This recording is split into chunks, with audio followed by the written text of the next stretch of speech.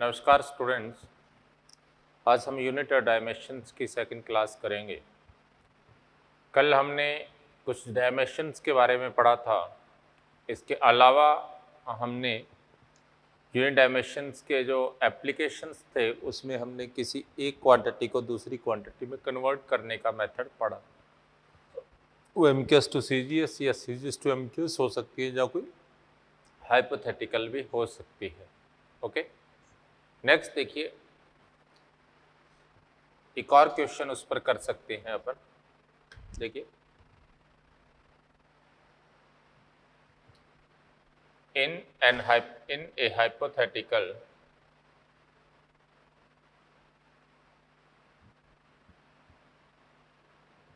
unit system, the fundamental values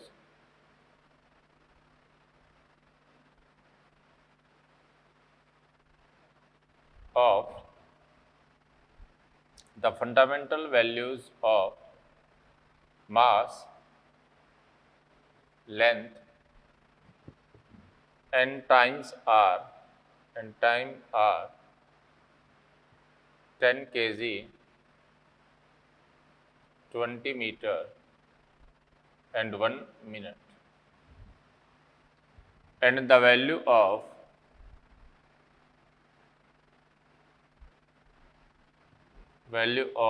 force is 20 units, then find its value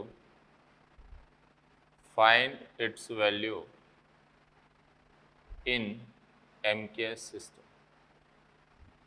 देखो, hypothetical में 20 unit है। आपने करना क्या है, इसमें आपने चेंज करना है किसको, आपने चेंज करना है हाइपोथेटिकल जो है, इसे चेंज करना है एमकेएस में।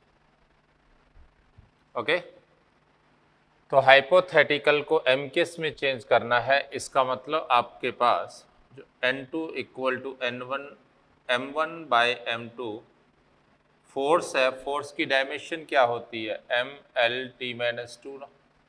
तो A की value 1, L1 by L2 raise to power 1 and T1 by T2 raise to power -2। आपने हाइपोथेटिकल में वैल्यू दे रखी है। N1 की कितनी दी है, 20। M1 कितना दिया आपको, 10 kg। ओके, और लेंथ कितनी दी है, 20 मीटर, और टाइम कितना दिया है आपको, 1 मिनट का मतलब 60 सेकेंड। और इसे बदलना किस में है, 1 kg में, 1 मीटर में और 1 सेकेंड में आपको चेंज करना है। तो आप इसे सिंप्लीफाई करेंगे तो 20 इंटू 10 इंटू 20 इंटू 60 का -2 है, तो इसका मतलब 1/60, 1/60, तो इसका मतलब 60 इंटू 60। आपके पास कितना आ गया, 10/9 न्यूटन आ जाएगा। मेरी बात क्लियर? तो आप किसी भी हाइपोथेटिकल सिस्टम के अंदर गिवन वैल्यू, जो गिवन आपका रिजल्ट है, उसे कन्वर्ट कर सकते हैं। ओके, गिवन रिजल्ट हाइपोथेटिकल में है तो एमकेएस में, सीजीएस में, या जैसे एफपीएस फुट पाउंड वाले को एमकेएस में बदलना, ये सब इस तरह के प्रोसेस। ओके, नेक्स्ट देखिए, सेकेंड टाइप का क्वेश्चन आता है प्रिंसिपल ऑफ होमोजेनिटी पर, जिसमें आप किसी इक्वेशन के करेक्टनेस के बारे में बताते हैं कि ये इक्वेशन करेक्ट है या नहीं। तो उसमें हम क्या करते हैं, लेफ्ट साइड और राइट साइड के डायमेंशंस को इक्वेट कर देते हैं, और अगर वो डायमेंशन सेम है तो इसका मतलब इक्वेशन करेक्ट होती है, और सेम नहीं है तो इसका मतलब इनकरेक्ट होती है।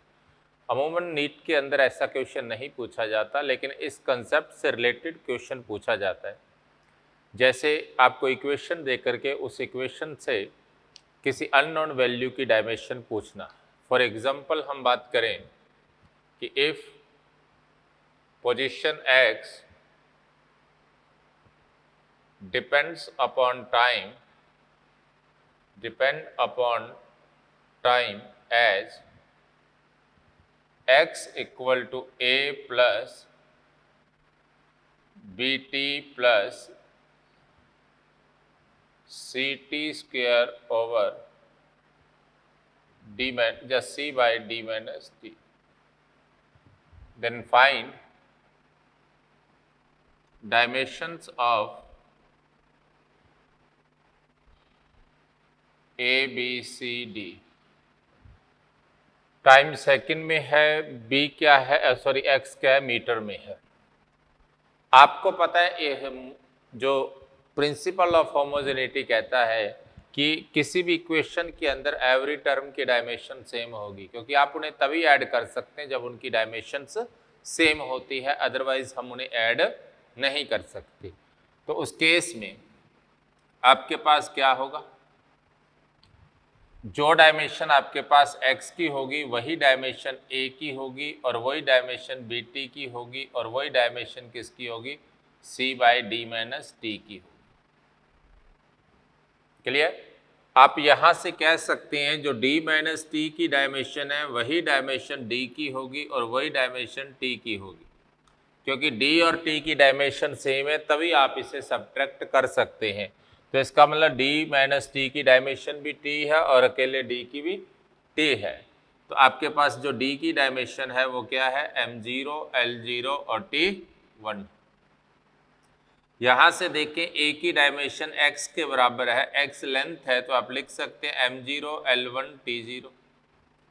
उसके बाद देखिए b की डायमेंशन, तो आप लिख सकते हैं bt इक्वल टू x है, तो x आपके पास डायमेंशनली आप वैसे इक्वल नहीं है, डायमेंशनली इक्वल है। ओके, क्योंकि इसके अंदर इसे तभी ऐड कर सकते हैं इनकी डायमेंशन सेम हो, इसमें इसे तभी ऐड कर सकते हैं इनकी डायमेंशन और x की डायमेंशन भी वही हो। तो b की डायमेंशन आपके पास क्या होगी, x बाई टी होगी, जिसे आप लिख सकते हैं m0 l t minus 1। Clear? इसके बाद देखिए अगर आप c की बात करते हैं तो आपको पता है ना c by D minus T की डायमेंशन x के बराबर है, तो इसका मतलब आप लिख सकते हैं c by T equal to l। तो इसका मतलब आप लिख सकते हैं जो c की डायमेंशन है वो होगी m0, l1 और t माइनस 1। तो ये आपके पास डायमेंशंस हो जाएंगी। मेरी बात क्लियर? ऐसे ही कई बार एक सिंपल सा क्वेश्चन आ जाता है कि if the dimensions of A not equal to B then which are incorrect, which are incorrect. तो आपसे इसमें इनकरेक्ट पूछ लिया जाए कि इनकरेक्ट कौन है, ए और बी की डायमेंशन इक्वल नहीं है। अब गौर से देखिए, जब ए और बी की डायमेंशन सेम नहीं है, आपको ऑप्शन देता है A by B, A plus B, E raise to power A by B and E raise to power A B. Right? आपको पता है दो क्वांटिटी का डिवीजन हो जरूरी नहीं है डायमेंशन सेम हो, डिवीजन और प्रोडक्ट में डायमेंशन सेम हो भी सकती है और नहीं भी हो सकती। इसका मतलब पहला करेक्ट है। ओके, ये करेक्ट हो सकता है। ओके, दूसरा देखिए ये करेक्ट है। दूसरे में देखिए दो का एडिशन तब तक इक्वल एडिशन नहीं होगा जब तक दोनों की डायमेंशन सेम नहीं है। इसका मतलब ये इनकरेक्ट स्टेटमेंट है। मेरी बात क्लियर? e की पावर a बाई बी, आपको पता है वहां पर e की पावर a बाई बी में a बाई बी जो है वो डायमेंशन लेस है। अगर वो डायमेंशन लेस है तो जरूरी है कि a और b की डायमेंशन सेम होनी चाहिए, बट वो कह रहा है कि a और b की डायमेंशन सेम नहीं है, तो इसका मतलब ये भी क्या है, इनकरेक्ट। उसमें देखो e की पावर ab में ab डायमेंशन लेस है और AB आपके पास डायमेंशन लेस है, तो इसका मतलब क्या हुआ कि A और B की डायमेंशन एक दूसरे के इनवर्स के बराबर है, तभी उनका प्रोडक्ट क्या है, डायमेंशन लेस है ना। एक L दूसरा L माइनस 1 तो डायमेंशन लेस, एक T दूसरा T माइनस 1 डायमेंशन लेस हो गया ना।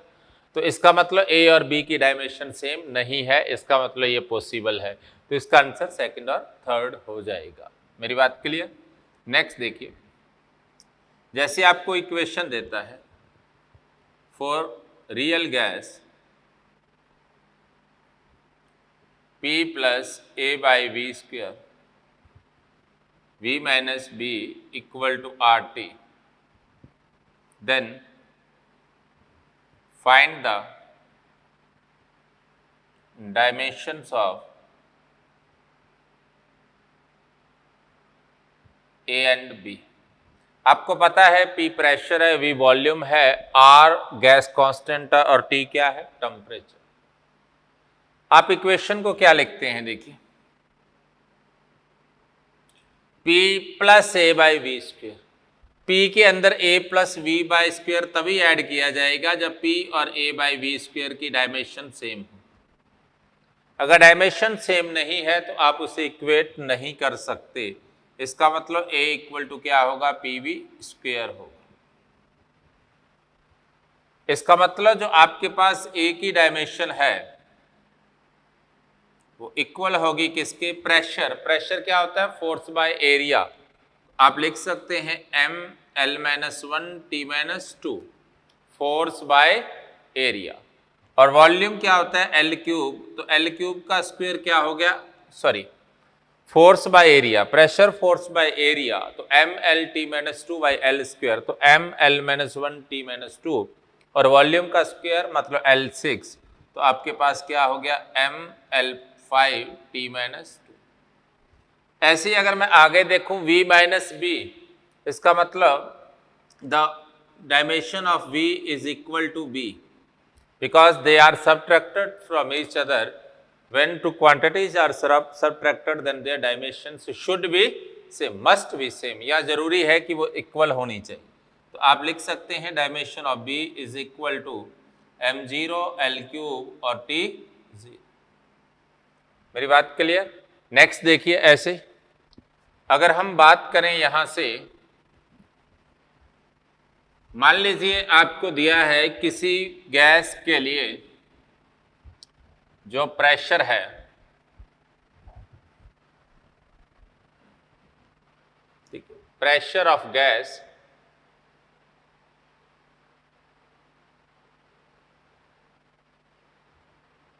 is given as P equal to alpha by beta e raised to power minus alpha z by k theta, where z distance, k Boltzmann constant,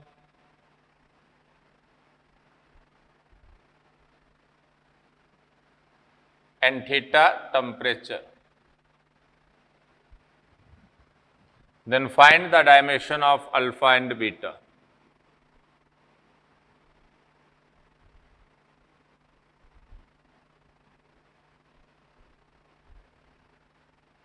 तो alpha और beta की dimensions पता करनी है। मेरी बात के लिए अब देखिए, आपको पता है P equal to alpha by beta, ये डायमेंशनलेस है।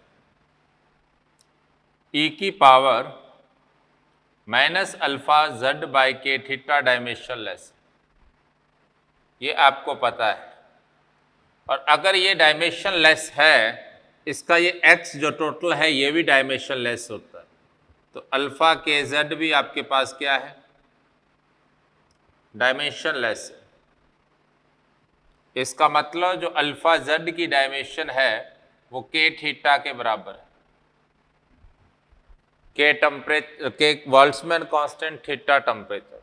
आपने थर्मोडायनामिक्स में पढ़ा है कि वन मॉलिक्यूल की जो काइनेटिक एनर्जी होती है वो F(kT/2) होती है। F नंबर होते हैं, के टेम्परेचर है, sorry Boltzmann constant, T temperature.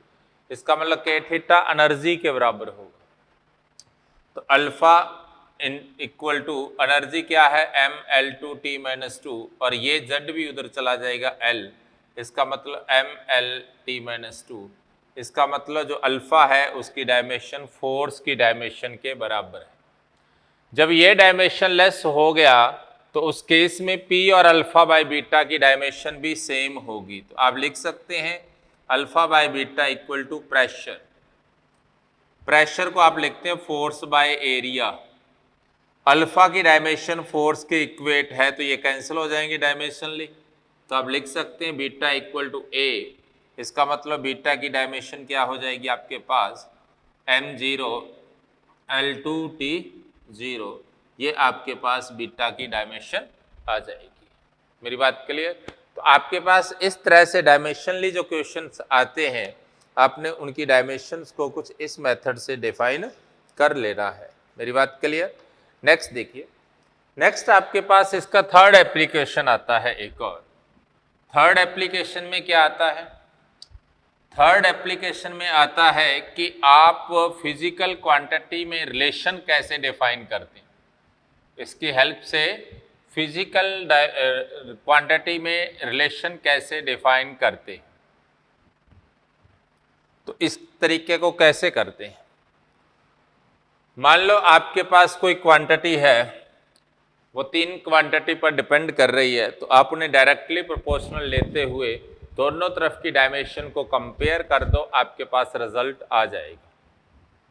जैसे फॉर एग्जांपल हम बात करें, हम कह सकते हैं कि the frequency of A spring constant spring mass system depends upon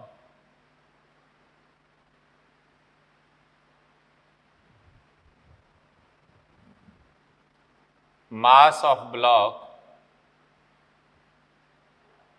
m, spring constant k,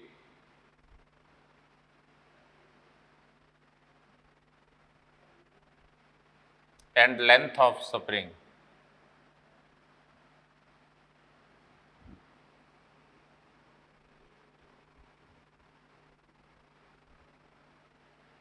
Then find the relation among quantity.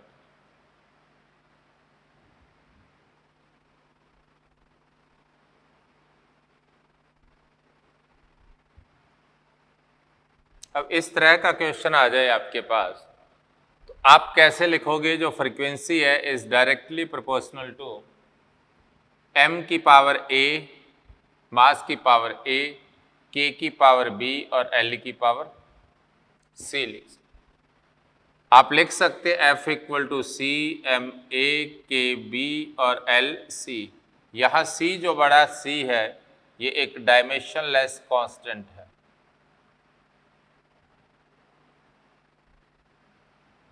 देखो इस c और इस c में आप कंफ्यूज हो सकते हैं, आप अल्फा ले लीजिए। अल्फा एक डायमेंशनलेस कांस्टेंट है जिसकी कोई डायमेंशन नहीं होती।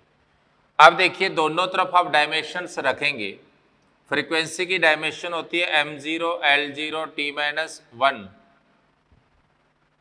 इक्वल टू अल्फा की कोई डायमेंशन नहीं होती, ये एक डायमेंशनलेस कांस्टेंट। m की डायमेंशन m ही होती है, k की डायमेंशन m-2 होती है और l की डायमेंशन l ही हो। कोई कंफ्यूजन? फोर्स बाय लेंथ होता है तो ये डायमेंशन। अब आप लिख सकते हैं कि इधर m की पूरे की डायमेंशन क्या है, a प्लस बी है, l की डायमेंशन c है और t की डायमेंशन आपके पास क्या है,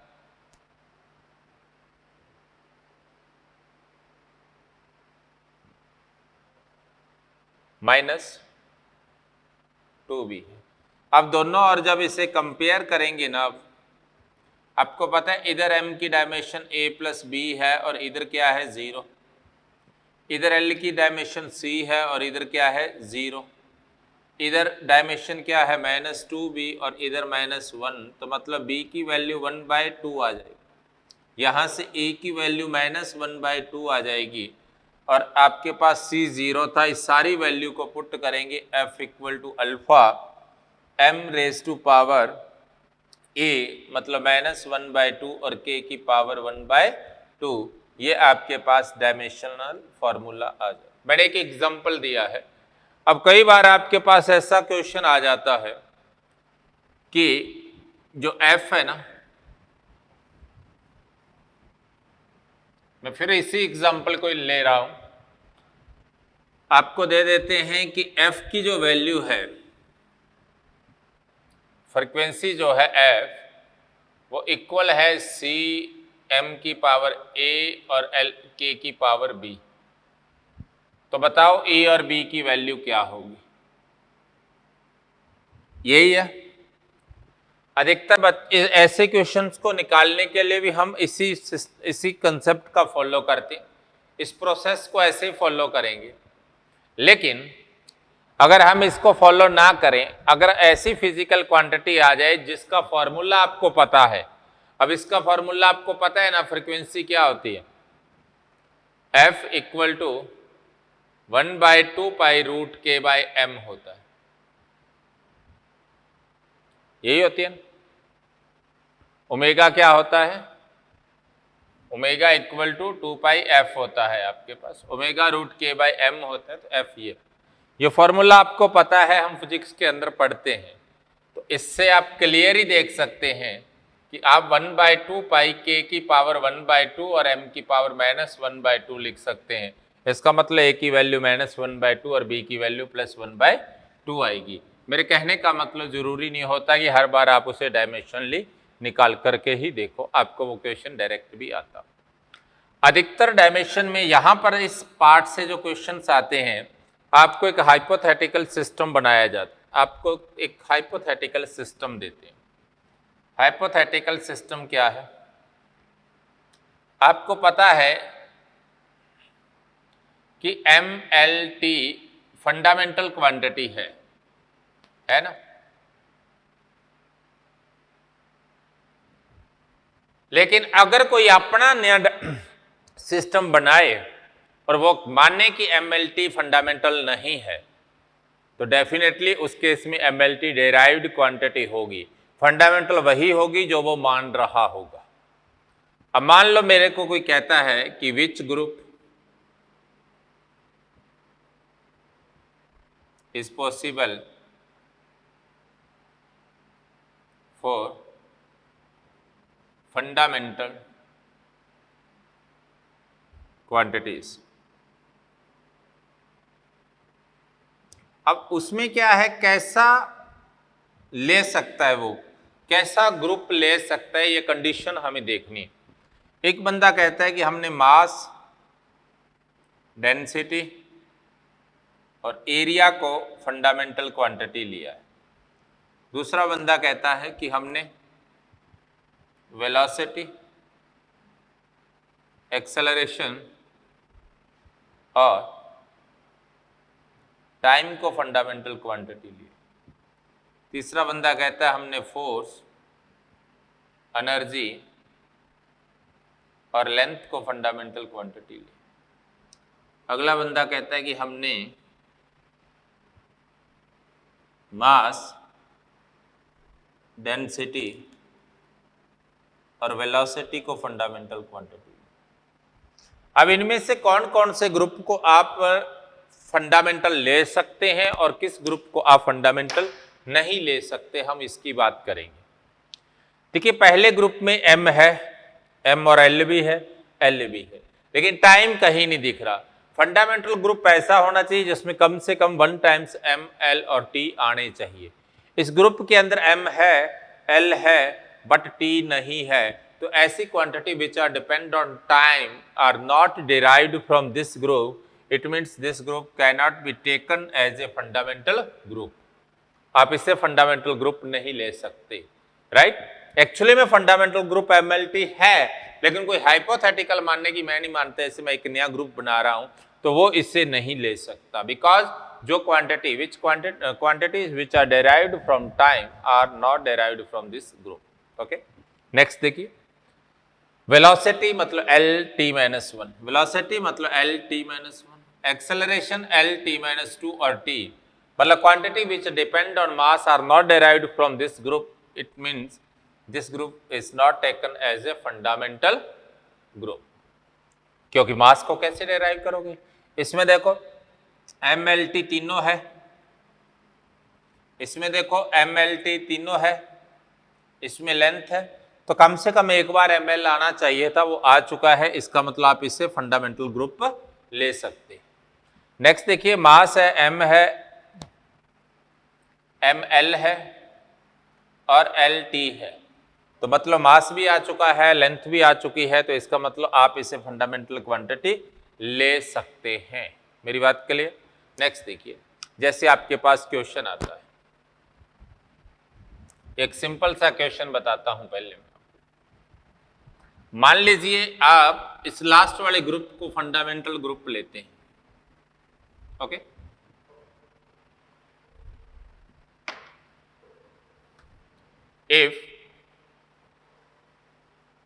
if mass, density and velocity are taken as a fundamental quantity,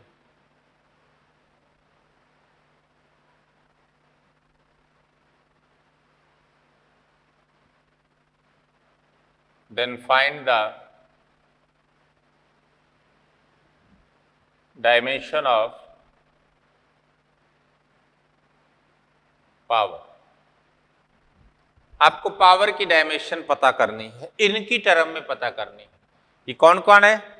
mass capital M है, डेंसिटी कैपिटल D है, वेलोसिटी कैपिटल V है। तो अब ऐसे क्वेश्चंस को आप इसी प्रोसेस को फॉलो करते हुए निकाल लेंगे। पूरे इस प्रोसेस को फॉलो करते हैं, यहां आप डायरेक्ट ले सकते हैं कि जो डायमेंशन आपके पास पावर की है ना, वो इक्वल होगी m की पावर a, d की पावर b और v की पावर c। आपको a, b, c पता करने हैं। मेरी बात क्लियर? अब देखिए, पावर की डायमेंशन को आप क्या लिखते हैं? mL2t-3 लिखते हैं ना। पावर क्या होता है? Work by time, equal to mass की डायमेंशन मास ही रहेगी, डेंसिटी की डायमेंशन mL-3 और वेलोसिटी की डायमेंशन, जब आप इसे सिंप्लीफाई करते हैं, m की डायमेंशन a प्लस b आ जाएगा, l की डायमेंशन -3 प्लस c आ जाएगा और t की डायमेंशन क्या आ जाएगा? -c। दोनों, जब आप दोनों साइड कंपेयर करेंगे देन क्या होगा? देखिए, आपके पास a plus B is equal to क्या है? पावर 1 है। आपके पास -3b plus c equal to क्या है? 2 है। और आपके पास -c इक्वल टू -3 है। यहां से c की वैल्यू आपके पास 3 आ जाएगी। अगर मैं 2 नंबर से देखता हूं तो -3b प्लस 3 इक्वल टू 2 है, तो -3b इक्वल टू -1 आया, तो b की वैल्यू 1/, अगर मैं a की बात करूं तो a इक्वल टू 1 - b लिख सकते हैं। 1 - 1/3 को क्या लिख सकते हैं? 2/3। तो उस केस में आपके पास पावर की डायमेंशन को आप क्या लिखेंगे? m की पावर 2/3, डेंसिटी d की पावर 1/3 और v की डायमेंशन क्या हो जाएगी? अकेली 3 हो जाएगी। ये आपके पास डायमेंशंस आ जाएंगी किसकी? पावर की। मेरी बात क्लियर? अब आप इनमें डायरेक्ट इनकी वैल्यू रखोगे तो आपके पास यही रिजल्ट आ जाएगा। ओके, तो बाकी और इसकी कैलकुलेशन को चेक कर लेना। मेरी बात क्लियर? तो इस टाइप के क्वेश्चन आते हैं। जैसे थोड़ा सा लेंथी क्वेश्चन पूछ लें आपसे, इफ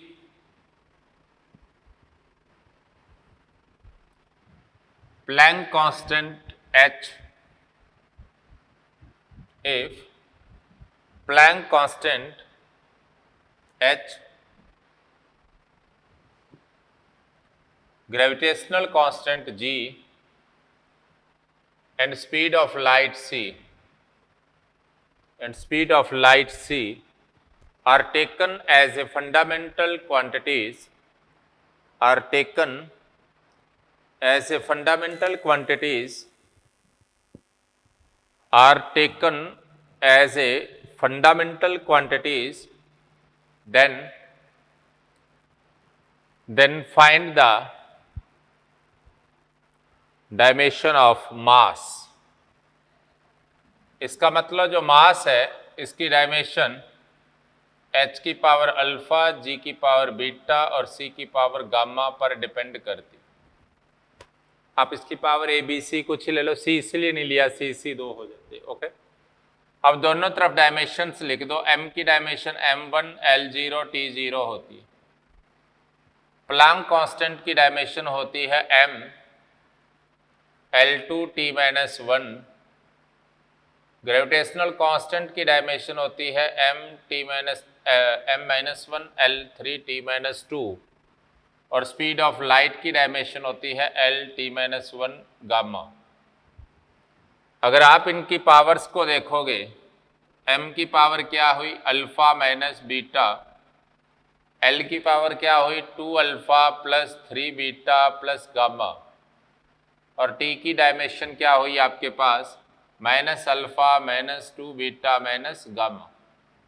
आप दोनों और कंपेयर करोगे तो अल्फा माइनस बीटा की वैल्यू 0, यहाँ से देखिए 2 alpha plus 3 beta plus gamma equal to 0,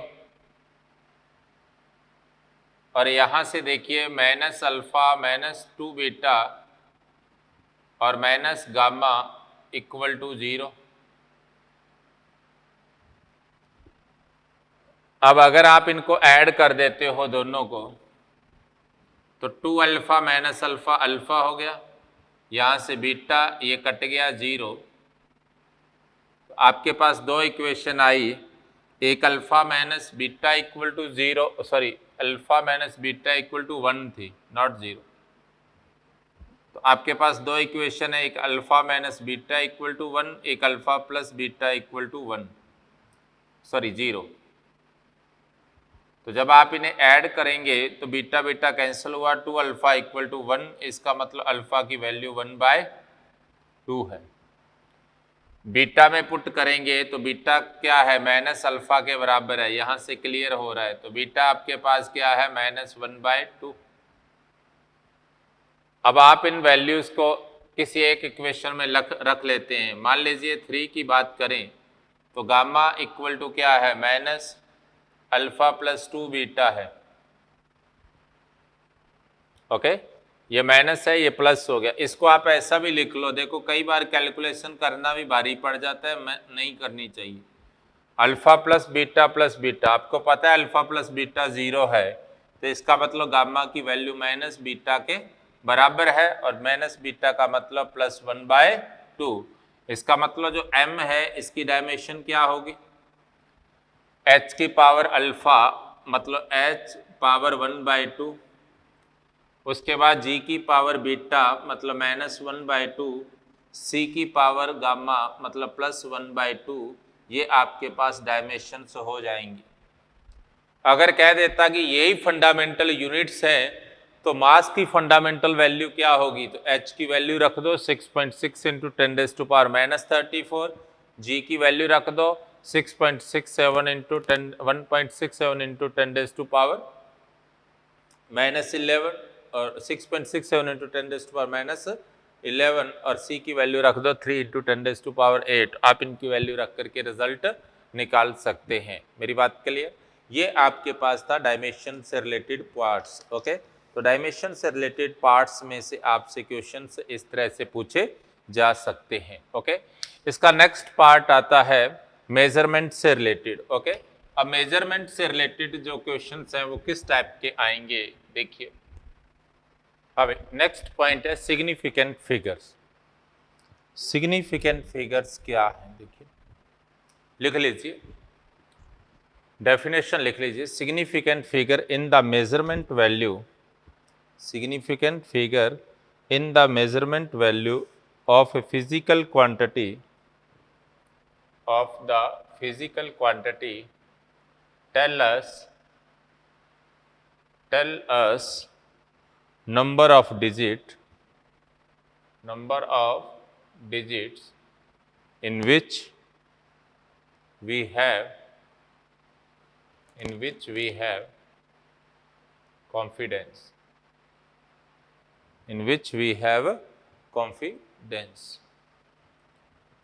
larger the number of significant figure, larger the number of significant figure in measurement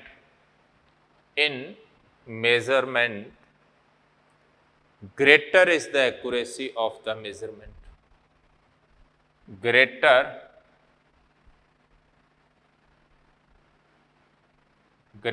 of the accuracy in the greater is the accuracy of the measurement.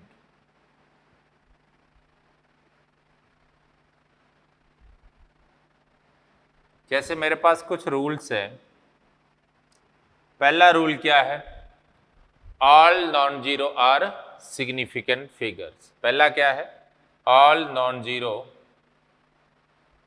Are significant figures. जैसे for example 2367642 के अंदर total significant कितने हैं? 5। Number 2 लिख सकते हैं 0 between 2 non zero is also significant. जैसे आपको कहता है 602004, तो इसका मतलब इसमें सिग्निफिकेंट सब है, 336 हो जाएंगे। ओके, नेक्स्ट देखिए, थर्ड देखिए,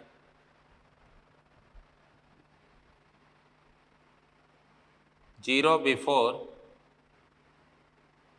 first non zero are not significant. मान लीजिए आपके पास 0.432 है, या आपको दिया 0.000243 है, तो यहाँ पर 0 ये सिग्निफिकेंट नहीं है, तो यहाँ सिग्निफिकेंट कितने होंगे? 3 हो जाएंगे। यहाँ ये सिग्निफिकेंट नहीं है, तो यहाँ भी सिग्निफिकेंट कितने होंगे? 1 2 3, 3 डिजिट आपके पास, यहाँ भी 1 2 और 3, ये तीनों सिग्निफिकेंट होंगे। ओके, यहाँ ये सिग्निफिकेंट होंगे, ये सिग्निफिकेंट नहीं होंगे। मेरी बात क्लियर? नेक्स्ट देखिए, last zero in decimal value are also significant. जैसे 2.400 या 2.00, तो ये सब सिग्निफिकेंट है। तो यहाँ भी 4 सिग्निफिकेंट है, यहाँ भी क्या है? 4 सिग्निफिकेंट है। नेक्स्ट देखिए, powers are not taken as a significant. Powers are not taken as significant figure. कोई कहता है कि आपके पास वैल्यू है 2.4 इंटू 10⁵, तो ये तो सिग्निफिकेंट है, ये सिग्निफिकेंट नहीं है, तो कितने होंगे? तो नेक्स्ट देखिए, when unit change then significant figure does not change. आप यूनिट चेंज करोगे ना, तो उस केस में सिग्निफिकेंट चेंज नहीं होंगे। यूनिट चेंज कर रहे हो आप, आपको कोई 2.4 मीटर कह रहा है, तो इसे आप क्या लिखोगे? 2.4 इंटू 10⁻², क्योंकि इसमें सिग्निफिकेंट कितने हैं? 2, तो यहाँ भी सिग्निफिकेंट 2 ही रहेंगे, ये सिग्निफिकेंट काउंट नहीं किए जाएंगे। क्लियर? तो क्या क्या रूल हैं इसके? All non zero are significant, 0 between 2 non-zero is significant, 0 before first non-zero are not significant, 0 after last 0 in a decimal number, okay, are significant, और powers are not taken as a significant। जब addition होता है, इससे बाद एक rounding off के rules हैं। मान लो आप किसी डिजिट को ड्रॉप कर रहे हैं, जिसको आप ड्रॉप कर रहे हैं, ड्रॉप्ड डिजिट जो है आपके पास, वो 5 हो सकता है, वो ग्रेटर देन 5 हो सकता है, वो लेस देन 5 हो सकता है, और वो इक्वल टू 5 हो सकता है।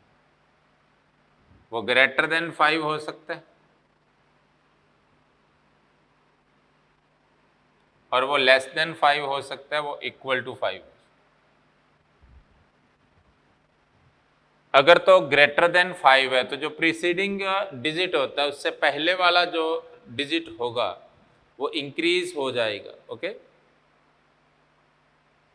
जो प्रीसीडिंग डिजिट है वो क्या होगा, इंक्रीज बाय 1 हो जाएगा।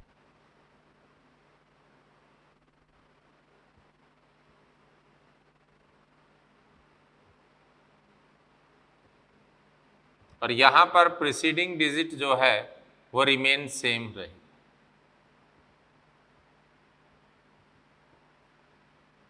जैसे इसमें एग्जाम्पल के लिए बात करें 9.726, यहां देखें 9.724, तो आप 2 डिजिट तक रखना है, इसको ड्रॉप कर रहे हो तो ये क्या है, ग्रेटर देन 5 है ना, तो इससे पहले वाला डिजिट क्या होगा, 1 से इंक्रीज हो जाएगा। इसको ड्रॉप कर रहे हो, ये लेस देन है तो इससे पहले वाला डिजिट चेंज नहीं होगा। इसमें डिपेंड करता है कि है क्या। अगर मान लो आप 5 है लेकिन जैसे 725 है, जैसे 972 के बाद मान लो 1 है, 725 के बाद कुछ नहीं है, 9735 के बाद कुछ नहीं है, ये 3 वैल्यू है मेरे पास। अगर आप जिसे ड्रॉप कर रहे हो वो 5 है और 5 के बाद कुछ भी है 0 को छोड़कर, तो उससे पहले वाला इंक्रीज हो जाएगा ये, तो इसका रिजल्ट क्या आएगा, 9.73 हो जाएगा। अगर जिसको आप ड्रॉप आउट कर रहे हैं ये 5 है एंड आफ्टर 5 एक्सेप्ट 0 कोई भी डिजिट है, देन ये 2 1 से इंक्रीज होकर 3 हो जाएगी। अगर जिसे ड्रॉप कर रहे हैं वो 5 है और उससे पहले इवन है, तो उस केस में जब इसका रिजल्ट आप देखेंगे तो ये कोई चेंज नहीं होगा, 972 ही रहेगा, इवन है इवन ही रहेगा। कंडीशन क्या है, dropped digit will be 5 and after 5 there is no digit या 0 हो। उस केस में अगर ये पहले वाला इवन है, इवन रहेगा, और अगर पहले वाला ऑड है, आप इसको ड्रॉप कर रहे हैं, ये ऑड है, तो उस केस में ये 1 से इंक्रीज हो जाएगा। अगर ये ऑड है तो उससे पहले वाला 1 से इंक्रीज हो जाएगा, 9.74 हो जाएगा। मेरी बात क्लियर? ये आपके पास राउंडिंग ऑफ का मेथड है। उसके बाद आप बात करते हैं एडिशन और सब्ट्रैक्शन के अंदर क्या होता है। अगर आप एडिशन कर रहे हैं या आप सब्ट्रैक्शन कर रहे हैं, दोनों में एक ही रूल है, एडिशन एंड सब्ट्रैक्शन में। मान लीजिए आप ऐड कर रहे हैं, रूल एक ही है, मैं बता देता हूं आपको। 9.725 के अंदर ऐड कर रहे हैं 3.02, ओके। अब इसमें अगर रिजल्ट देखेंगे तो वैसे कितना आया, 12.745 आया है। अब देखो आफ्टर डेसिमल यहां कितने सिग्निफिकेंट है, 1 2 3 ना, और यहां कितने सिग्निफिकेंट है, 2, क्योंकि ये तीनों ही सिग्निफिकेंट है। अलग अलग करके नहीं देखना कि 3 को छोड़कर 0.02 देख रहे हो, 1 नहीं, तो रिजल्ट में भी 2 ही जितने मिनिमम है रिजल्ट में भी उतने ही होगा। तो इसका मतलब इससे 2 डिजिट तक रखना है, 5 को ड्रॉप आउट करना है, तो 5 ड्रॉप होगा तो 5 से पहले क्या है, 4, और बाद में कुछ नहीं है, पहले इवन है, तो यहां नो चेंज, तो आपके पास रिजल्ट क्या आएगा। कहने का मतलब आफ्टर डेसिमल मिनिमम सिग्निफिकेंट होंगे, रिजल्ट में भी मिनिमम रखेंगे। लेकिन मल्टीप्लिकेशन और डिवीजन के अंदर टोटल मिनिमम चेक करते हैं, जितने टोटल मिनिमम सिग्निफिकेंट है ना, किसमें, डिवीजन एंड मल्टीप्लिकेशन में। अगर टोटल मिनिमम सिग्निफिकेंट है, जैसे फॉर एग्जांपल आपको कोई कहता है कि 2.3 इंटू 4.25, तो यहाँ 3 सिग्निफिकेंट है, यहाँ 2 सिग्निफिकेंट है, तो जो रिजल्ट आएगा आपके पास उसमें भी कितने होंगे, 2 सिग्निफिकेंट फिगर होंगे। मेरी बात क्लियर? इसमें केवल डेसिमल के बाद देखते हैं, इसमें ऐसा नहीं देखते। मेरी बात क्लियर? इसमें टोटल मिनिमम देखे जाते हैं। ये सिग्निफिकेंट के बिहाफ पर राउंडिंग ऑफ सिग्निफिकेंट फिगर और सिग्निफिकेंट फिगर के बिहाफ पर एडिशन और सब्ट्रैक्शन का छोटा सा मेथड रहा। उसके बाद देखिए दो वर्ड आते हैं, एक प्रिसीजन आता है, एक एक्यूरेसी आता है। प्रीसीजन क्या है और एक्यूरेसी क्या है?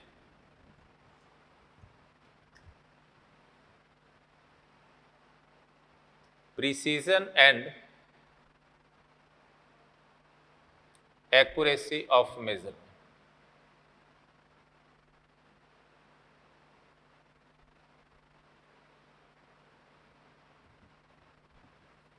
देखिए प्रीसीजन क्या है? प्रीसीजन टोटली डिपेंड करता है सिग्निफिकेंट फिगर पर।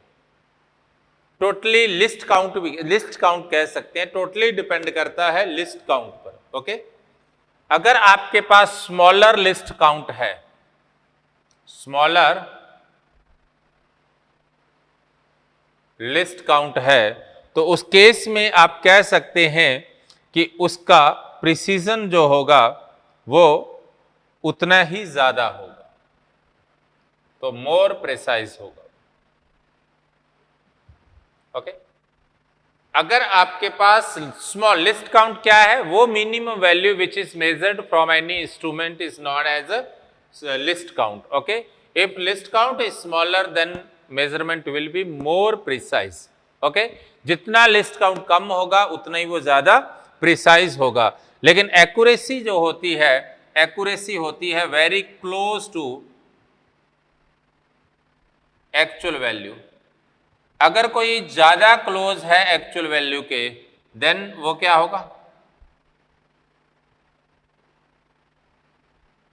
मोर एक्यूरेट, तो ये ज्यादा एक्यूरेट होगा। जैसे फॉर एग्जांपल आपके पास कोई वैल्यू है, उसको आप दो अलग अलग मेथड से, दो अलग अलग इंस्ट्रूमेंट से मेजर करते हैं। एक इंस्ट्रूमेंट आपके पास वैल्यू है मान लीजिए, और एक्चुअल वैल्यू जो है वो है 3.524, ये कोई वैल्यू है। आपने इसे दो इंस्ट्रूमेंट से मेजर किया, instrument A and instrument B. Instrument A का जो लिस्ट काउंट है वो है 0.1 और बी का जो लिस्ट काउंट है वो है 0.01। मेरी बात क्लियर? इसका लिस्ट काउंट 0.1 है, इसका लिस्ट काउंट क्या है? 0.01 है। अब जिसका लिस्ट काउंट आपके पास 0.1 था, उसने मेजर किया रिजल्ट कितना? 3.4, क्योंकि 4 के आगे तो वो मेजर कर ही नहीं पाएगा। लेकिन जिसका लिस्ट काउंट 0.01 था, उसने मेजर किया 3.26। एक और तीसरा इंस्ट्रूमेंट भी हो सकता है सी, जिसका लिस्ट काउंट आपके पास है 0.001, तो उस केस में इसने जो मेजरमेंट किया वो था 3.156। ये तीन मेजरमेंट हैं A B C. Actual value आपको पता है क्या है? 3.24। ओके, पहले के अंदर आपके पास जो रिजल्ट आया है वो 3.5 आया है, और दूसरे के अंदर आपके पास जो रिजल्ट आया है वो उससे कम आया है। तो एक्यूरेसी की बात करें तो सबसे एक्यूरेट वैल्यू कौन सी होगी? इसके सबसे ज्यादा क्लोज ए है, तो आप कह सकते हैं ए इज मोर एक्यूरेट। और सबसे दूर कौन सी है? ये C, and C is more less accurate. C is less accurate. सबसे कम एक्यूरेट कौन सा है? सी। लेकिन जो लिस्ट काउंट की बात करें तो सबसे कम लिस्ट काउंट इसका है, आप कह सकते हैं सी इज मोर प्रिसाइज, एंड ए का सबसे कम, इससे सबसे ज्यादा लिस्ट काउंट है, ए इज लेस प्रिसाइज। मेरी बात क्लियर? एक्यूरेट ज्यादा कौन सी है? जो एक्चुअल के बहुत पास है, ये पास नहीं है। मेरी बात क्लियर? एक्यूरेट कौन है? जो इसके बहुत ज्यादा क्लोज है, वो है ए। और सबसे ज्यादा दूर कौन है इससे, सी, तो सी क्या है, लेस एक्यूरेट हो जाएगी। मेरी बात क्लियर, ये आपके पास एक पॉइंट। नेक्स्ट देखिए, आपसे एक ऑर्डर और पूछा जाता है। जब भी ऑर्डर पूछा जाए कैसे निकाल लेंगे। मान लीजिए आपको कोई कह देता है कि ये कोई वैल्यू है 6 × 10⁻²4, फाइंड द ऑर्डर। अब ये वैल्यू थी, इसका ऑर्डर पता करना है। अधिकतर लोग इसे ऑर्डर कह देते हैं कि इसका ऑर्डर 24 है। नहीं नहीं नहीं, इसका ऑर्डर के लिए आपको वैल्यू देखनी पड़ेगी। मान लीजिए कोई वैल्यू m है इंटू 10⁻x है। अगर m की वैल्यू इक्वल और ग्रेटर देन 0.5 से लेस देन 5 हो तो x क्या होगा, ऑर्डर होगा। अब इसमें देखें, इस वैल्यू के अंदर 6 है तो m क्या है, ग्रेटर देन 5 है, इसे आप लिखोगे 0.6 इंटू 10⁻25। अब देखो जो m है ना, इट ग्रेटर देन 0.5 और लेस देन 5 है, तो इसका मतलब इसका एक्चुअली ऑर्डर क्या हो जाएगा, 25 इसका ऑर्डर हो जाएगा। मेरी बात क्लियर। ये था आपके पास एग्जाम्पल्स इसके, और इसकी एक्यूरेसी के बारे में बात की अपन ने। इसके बाद आती है एरर। एरर क्या है, एक्चुअल वैल्यू और मेजरमेंट वैल्यू के अंदर जो डिफरेंस होता है उसे हम एरर कहते हैं। एरर क्या है, difference between actual value and measured value. Actual और मेजर्ड वैल्यू के डिफरेंस को हम एरर कहते हैं। मेरी बात के लिए तो एरर को आप लिख सकते हैं मेजर्ड वैल्यू माइनस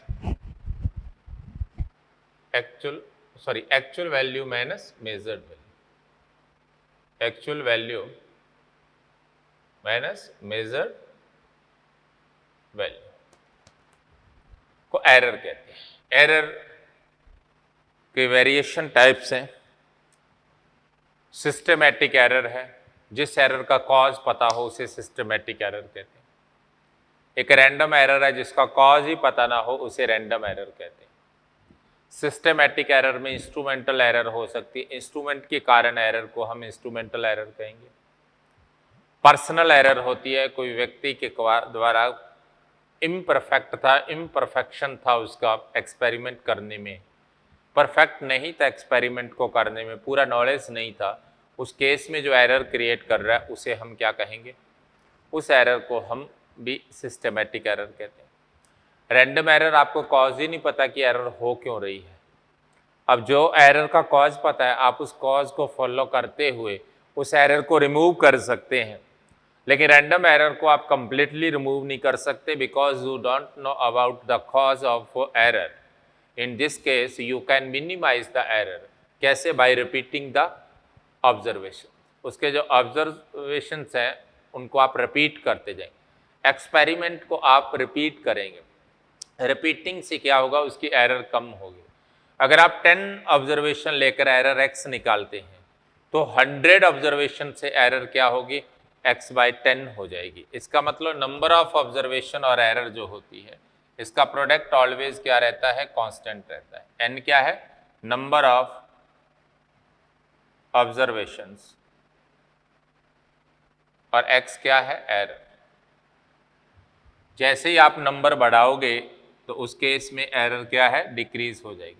यही रीज़न है कि हम एक्सपेरिमेंट के अंदर जब भी एक्सपेरिमेंट करते हैं लैब में, तो हम उसका एक ऑब्जर्वेशन ना लेकर 5-6 ऑब्जर्वेशन लेते हैं, फिर उनकी मीन वैल्यू निकालते हैं, क्योंकि हमें हो सकता है उसका कोई कॉज ना पता लगे। जैसे फॉर एग्जांपल हम मीटर ब्रिज का एक्सपेरिमेंट कर रहे हैं, तो due to the continuous flow of current the wire will be heated, क्योंकि वायर की हीट एनर्जी प्रोड्यूस हो रही है, and due to temperature the resistance of wire will be change.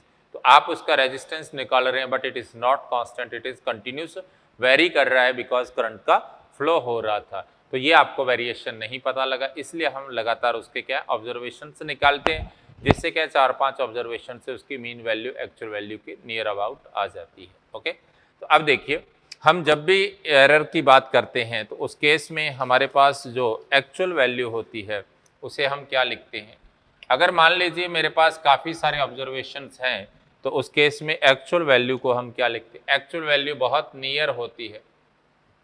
Actual value A equal to क्या होगा, सभी observations के सम का करते हुए नंबर से डिवाइड कर देंगे, मतलब उसकी मीन वैल्यू जो होगी जिसे हम ए एम लिखते हैं, ओके, मीन वैल्यू उसकी एक्चुअल वैल्यू के बहुत पास हो जाएगी। अगर हम यहाँ से एब्सोल्यूट एरर्स निकाल लेंगे तो आप एब्सोल्यूट एरर की बात जब करते हैं उस केस में आप कह सकते हैं पहले मेजरमेंट में एरर क्या आई, actual value minus measured value. दूसरे में कितनी एरर आई, actual value minus measured value. इसी तरह से आपके पास तीसरे में कितनी आई, एक्चुअल वैल्यू माइनस मेजर। और इसी तरह nवें पार्ट में कितनी आई, actual value minus measured value.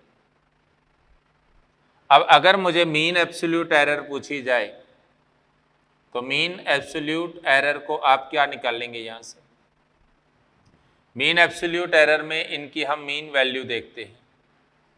तो मीन के लिए इन सभी की पॉजिटिव वैल्यू, क्योंकि एरर हम मैक्सिमम चेक करेंगे यहाँ पर, ना कि मिनिमम।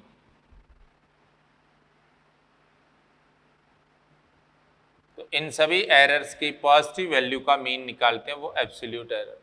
अब आप रिजल्ट को क्या लिख सकते हैं, A mean plus minus del A M लिख सकते हैं। ये रिजल्ट हो गया विद एरर। ये क्या है, result with error, the result in the form of error. यहां से एक रिलेटिव एरर आती है। रिलेटिव एरर क्या होती है, error mean absolute error over mean value के रेशियो को आप क्या कहेंगे, रिलेटिव एरर कहेंगे। और परसेंटेज एरर आपके पास क्या हो जाएगी, डेल ए एम बाय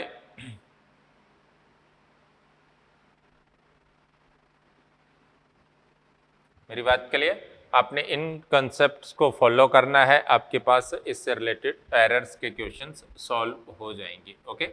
जैसे फॉर एग्जांपल आपको कोई कहता है कि कोई मेजरमेंट है आपके पास, मान लीजिए आपके पास रिफ्रैक्टिव इंडेक्स म्यू है, म्यू इज मेजर्ड एज 1.51, 1.52, 1.53, 1.52,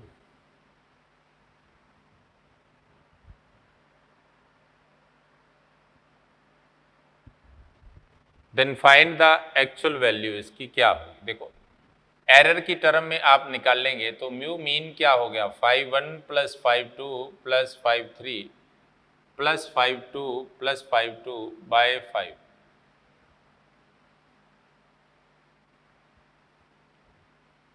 तो ये 1.52 आ जाए। अब डिफरेंट आप जब एब्सोल्यूट एरर निकालते हैं तो पहले मेजरमेंट में क्या आया, 1.52 माइनस कितना आ गया, 0.01। दूसरे में कितना आ गया, 0। तीसरे में कितना आ गया आपके पास, माइनस 0.01। फिर कितना आ गया, 0। फिर कितना आ गया, 0।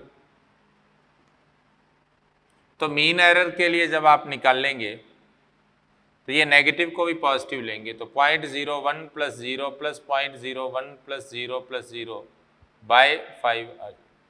तो 0.02 बाय 5, तो आपके पास 0.004 आ जाए।